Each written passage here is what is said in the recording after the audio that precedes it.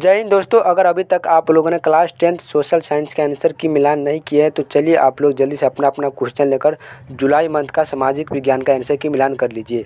और चैनल पे पहली बार आए तो चैनल को सब्सक्राइब भी जरूर कीजिएगा। तो चलिए हम लोग बिना देरी किए क्वेश्चन की तरफ बढ़ते हैं और आप लोग कमेंट करके बताइए कि आप लोगों का कुल कितना क्वेश्चन सही हुआ है। तो चलो हम लोग बिना टाइम वेस्ट किए क्वेश्चन की तरफ बढ़ते हैं। तो पहला क्वेश्चन हम लोग देखते हैं, हिंद चीन में कौन सा राष्ट्र शामिल नहीं है, यानी इनमें से कौन सा राष्ट्र यानी देश जो है हिंद चीन में शामिल नहीं है। तो इसका आंसर होगा चीन। बाकी तीनों जो उसमें हिंद चीन में शामिल है। नरोत्तम सिंहानुक किस देश के शासक थे? तो नरोत्तम सिंहानुक जो है आपका कंबोडिया देश के शासक थे। ऑप्शन नंबर डी इसका सही आंसर हो जाएगा। चलिए, मार्च 1946 में फ्रांस और वियतनाम के बीच होने वाले समझौता को किस नाम से जाना जाता है? तो 1946 में जो समझौता हुआ था उसको हम लोग कहते हैं हनोई समझौता। बी नंबर ऑप्शन 3 का करेक्ट हो जाएगा। चलिए, चौथा नंबर क्वेश्चन की तरफ हम लोग बढ़ते हैं। जनरल लोन अनोल किस देश के प्रधानमंत्री थे? तो जनरल लोन अनोल जो है प्रधानमंत्री है आपका ऑप्शन नंबर बी यानी कंबोडिया का हो जाएगा। 4 का बी नंबर ऑप्शन करेक्ट हो जाएगा। चलिए, पाँचवा नंबर देखते हैं, हुआ हुआ आंदोलन किसने शुरू किया था? तो हुआ हुआ आंदोलन जो है हु इन फूसो। 5 का ए नंबर ऑप्शन आपका करेक्ट हो जाएगा। चलिए, छठे नंबर क्वेश्चन की तरफ बढ़ते हैं हम लोग बिना देरी किए। हिंद चीन में बसने वाले फ्रांसीसी को क्या कहते थे? तो हिंद चीन में जो फ्रांसीसी रहते थे उसको हम लोग कहते हैं कोलोन। 6 का सी नंबर ऑप्शन करेक्ट हो जाएगा। हो ची मिन की सरकार थी, तो हो ची मिन की जो सरकार है उत्तरी वियतनाम में, कहाँ पर है? उत्तरी वियतनाम में। ऑप्शन नंबर बी 7 का करेक्ट आंसर हो जाएगा। चलिए, आठवां नंबर क्वेश्चन की ओर बढ़ते हैं। 8 नंबर में क्या करा कि इनमें से कौन खरीफ फसल है? तो खरीफ फसल आपका हो जाएगा इनमें से सभी, मक्का भी है, धान भी है और कपास भी, तीनों खरीफ फसल है। 9 नंबर क्वेश्चन कर रहा है कि इनमें से कौन सा रेशेदार फसल नहीं है, यानी रेशेदार रेशा वाला फसल को नहीं, तो इसका आंसर हो जाएगा गन्ना। सी नंबर ऑप्शन 9 का सही हो जाएगा। 10 नंबर क्वेश्चन कह रहा है कि लीची उत्पादन के लिए बिहार का कौन सा जिला प्रसिद्ध है? तो बिहार के मुजफ्फरपुर जिले का लीची प्रसिद्ध है। ठीक है, तो इसका आंसर 10 का डी नंबर ऑप्शन हो जाएगा। फिर गेहूं है, तो गेहूं कौन सा फसल है? तो गेहूं जो हो जाए आपका रबी फसल। 11 का बी नंबर ऑप्शन आपका करेक्ट हो जाएगा। चलिए, 12 नंबर देखते हैं, रबर की खेती के लिए भारत के किस राज्य में की जाती है?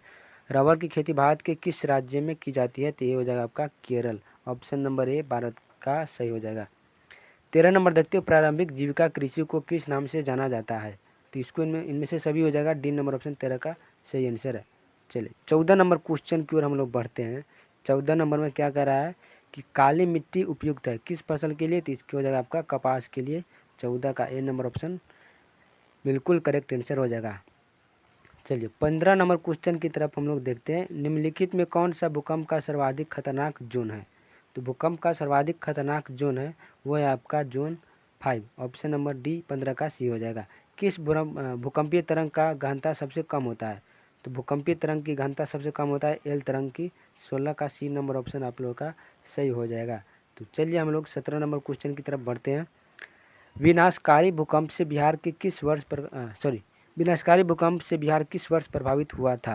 तो विनाशकारी भूकंप बिहार में सबसे सबसे क्या कहते हैं 1934 में जो बिहार में विनाशकारी भूकंप आया था। तो 17 का डी नंबर ऑप्शन आप लोगों का सही हो जाएगा। निम्न आर्थिक क्रियाओं में कौन सेवा क्षेत्र से संबंधित है? तो इनमें से कौन आर्थिक क्रिया जो सेवा क्षेत्र से संबंधित है? तो इसके आंसर हो जाएगा बैंकिंग। बैंकिंग को हम लोग सेवा क्षेत्र में शामिल कर देते हैं। आय और उपभोग का अंतर क्या कहलाता है? तो आय और उपभोग का अंतर जो कहलाएगा वो कहलाता है बचत। ऑप्शन नंबर सी 19 का करेक्ट आंसर होगा। चलिए, 20 नंबर की ओर बढ़ते हैं। नेपाल की मुद्रा क्या है? तो नेपाल की जो मुद्रा है आपका हो जाएगा रुपया। ऑप्शन नंबर है 20 का सही आंसर हो जाएगा। विनिमय का सर्वोत्तम माध्यम इनमें से कौन सा है? तो विनिमय का जो आदान प्रदान का सबसे अच्छा माध्यम हो जाएगा आपका मुद्रा। ऑप्शन नंबर सी 21 का करेक्ट आंसर हो जाएगा। चलिए, 22 नंबर क्वेश्चन की ओर बढ़ते हैं। 22 में क्या करा है कि मुद्रा का कार्य क्या है? तो मुद्रा का कार्य हो जाएगा आपका इनमें से सभी, मूल्य का संचयन करना, मूल्य का मापन करना और विनिमय का माध्यम भी। तो 22 का डी नंबर ऑप्शन आप लोग का सही हो जाएगा। प्लास्टिक मुद्रा इनमें से कौन है? तो प्लास्टिक मुद्रा हो जाएगा आपका एटीएम कार्ड। एटीएम कार्ड को प्लास्टिक मुद्रा के नाम से जानते हैं। भारत का केंद्रीय बैंक कौन है? तो भारत का केंद्रीय बैंक जो होगा आपका भारतीय रिजर्व बैंक। 24 का बी नंबर ऑप्शन सही हो जाएगा। और मुद्रा पर यही मुद्रा छापने का काम यही बैंक करती है, भारतीय रिजर्व बैंक।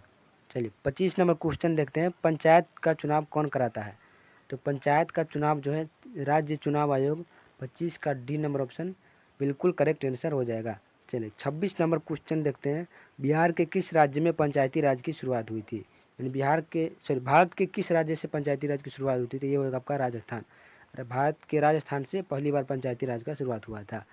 बिहार में एक नगर निगम में अधिकतम कितने वार्ड हो सकते हैं? तो एक नगर निगम में आपका हो जाएगा 75 वार्ड अधिकतम। चलिए 28 नंबर क्वेश्चन देखते हैं। 28 में क्या कह रहा है कि वेस्ट इंडीज संघ की स्थापना कब हुई है? तो वेस्ट इंडीज संघ की स्थापना 1958 में हुआ है। 28 का डी नंबर ऑप्शन आप लोगों का सही हो जाएगा। चलिए 29 नंबर क्वेश्चन देखते हैं। इनमें से कौन संघीय प्रणाली की विशेषता है? तो संघीय प्रणाली की जो विशेषता है आपका, इनमें से सभी हो जाएगा। शक्तियों का विभाजन, लिखित संविधान, सर्वोच्च न्यायपालिका। और इसका लास्ट क्वेश्चन देखते हैं 30 नंबर। बिहार में नगर निगम में कितने प्रतिशत सीट महिलाओं के लिए आरक्षित है? तो इसका आंसर हो जाएगा आपका 50%। तो आप लोग जल्दी से कमेंट करके बताइए कि आप लोग का कुल कितना क्वेश्चन जो सही हुआ है। और चैनल पे पहली बार आया है तो चैनल को सब्सक्राइब कर लीजिएगा। चलिए मिलते हैं, तब तक के लिए जय हिंद, जय भारत।